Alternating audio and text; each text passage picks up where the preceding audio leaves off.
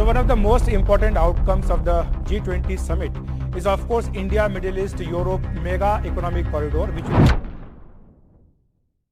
अब महाशक्तियों का महाकॉरिडोर तैयार होने वाला है। एक ऐसा कॉरिडोर जो भारत को महाशक्ति बना सकता है और चीन की चमक फीकी कर सकता है। इस कॉरिडोर का नाम है middle east Europe economic corridor है।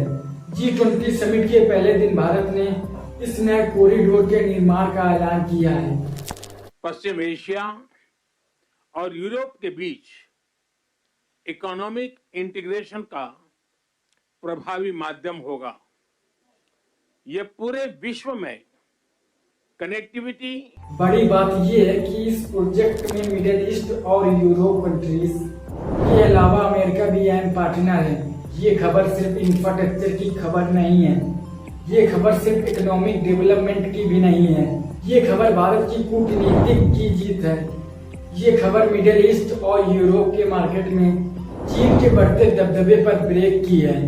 ये खबर मिडिल ईस्ट और यूरोप तक, ये खबर भारत की बढ़ती एक्सेप्टेबिलिटी की है। इस रिपोर्ट के जरिए हम आपको ये बताएंगे कि ये कॉरिडोर चीन के लिए करारा जवाब कैसे है, इस कॉरिडोर की प्लानिंग कब से चल रही थी और कैसे इस कॉरिडोर से भारत की किस्मत बदलने वाली है। G20 से एक तस्वीर सामने आई जिसमें प्रधानमंत्री नरेंद्र मोदी जी हैं, उनके लेफ्ट तरफ अमेरिका के राष्ट्रपति जो बाइडेन बैठे हैं और राइट तरफ सऊदी अरब के क्राउन प्रिंस मोहम्मद बिन सलमान है।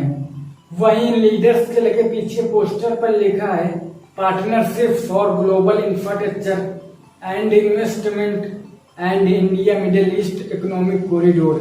दिल्ली में G20 समिट के दौरान इस अहम कॉरिडोर का ऐलान हुआ है। इसके बाद पीएम नरेंद्र मोदी जी ने बता दिया कि डिप्लोमेसी और बिजनेस की दुनिया में आने वाला समय भारत का है और अब चीन के लिए आगे की राह अब आसान होने नहीं वाली। पीएम नरेंद्र मोदी जी ने कहा कि आने वाले समय में भारत वेस्ट एशिया और यूरोप के बीच इकोनॉमिक इंटीग्रेशन का इफेक्टिव माध्यम होगा। आने वाले समय में यह भारत पश्चिम एशिया और यूरोप के बीच इकोनॉमिक इंटीग्रेशन का प्रभावी माध्यम होगा।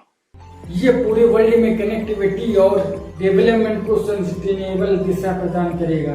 अब सवाल ये है कि इस इकोनॉमिक कॉरिडोर में कौन कौन है, इससे भारत को क्या फायदा होगा और ये फैसला चीन के कैप्चर पॉलिसी और वर्ल्ड मार्केट पर कब्जा करने के इंटेंशन पर पानी फेर सकता है।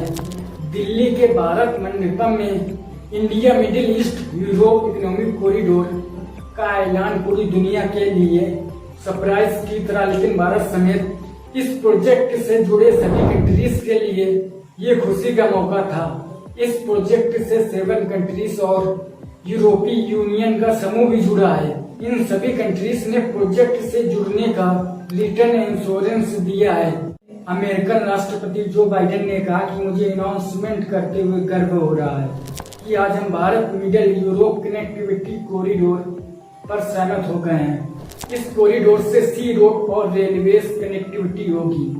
वहीं फ्रांस के राष्ट्रपति इमैनुअल मैक्रों ने कहा कि इस प्रोजेक्ट में हम शामिल होकर खुश हैं और इससे जुड़े कार्यों में सहयोग करेंगे। मुझे लगता है कि इससे अलग अलग कंट्रीज में कंस्ट्रक्शन वर्क्स के साथ साथ ओवरऑल डेवलपमेंट में मदद मिलेगी। India middle east Europe economic corridor में 2 कॉरिडोर्स होंगे, first eastern corridor and second northern corridor. Eastern corridor Bharat को वेस्ट एशिया से जोड़ेगा और नॉर्दर्न कॉरिडोर वेस्ट एशिया को यूरोप से जोड़ेगा।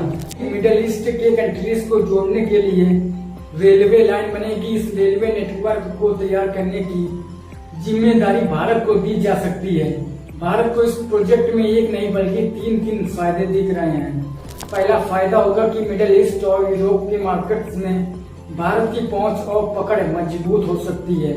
दूसरा फायदा होगा कि शिप और रेलवे कनेक्टिविटी होने से कम लागत में गैस और तेल की सप्लाई होगी। तीसरा फायदा होगा कि मिडिल ईस्ट और यूरोप में चीन पर भारत को कूटनीतिक और कारोबारी की बढ़त मिलेगी। अब सवाल ये है कि अमेरिका इस प्रोजेक्ट में बढ़ चढ़ के हिस्सा क्यों ले रहा है। इसकी वजह चीन का बेल्ट एंड रोड प्रोजेक्ट है, जिसके जरिए ड्रैगन मिडिल ईस्ट और यूरोप के मार्केट में कब्जा जमाना चाहता है। अमेरिका की कोशिश चीन के प्रभाव को रोकने की है, इसलिए उसने भारत की मदद ली और सऊदी अरब और यूएई को नए कॉरिडोर के लिए तैयार किया। अमेरिका की न्यूज वेबसाइट एक्सियोस ने इसी साल मई महीने में इजरायली सोर्सेस के हवाले से दावा किया था कि भारत, अमेरिका, सऊदी अरब और यूएई के साथ मिलकर किसी ऐसे रेल प्रोजेक्ट का प्लान कर रहे हैं जो मिडिल ईस्ट के कंट्रीज को जोड़े। 7 मई 2023 को सऊदी अरब में भारत के एनएसए अजीत डोवाल, अमेरिका के एनएसए जैक सुलिवन और यूएई के एनएसए शेख ताउन बिन जायद के बीच एक मीटिंग हुई थी, जिसमें सऊदी अरब के क्राउन प्रिंस भी थे। कहा जा रहा था कि ये बैठक इंडिया मिडिल ईस्ट के कॉरिडोर के लिए डिसाइडिंग साबित हुई। इस बैठक में ये तय हुआ कि मिडिल ईस्ट में रेल नेटवर्क बनाते हुए भारत की कनेक्टिविटी का पूरा ख्याल रखा जाएगा, यानी रेल स्टेशन अरब देशों में ऐसी जगह होंगे जहां से भारत को जोड़ने वाले उनके बंदरगाह हों, ताकि सामानों की आवाजाही आसानी हो।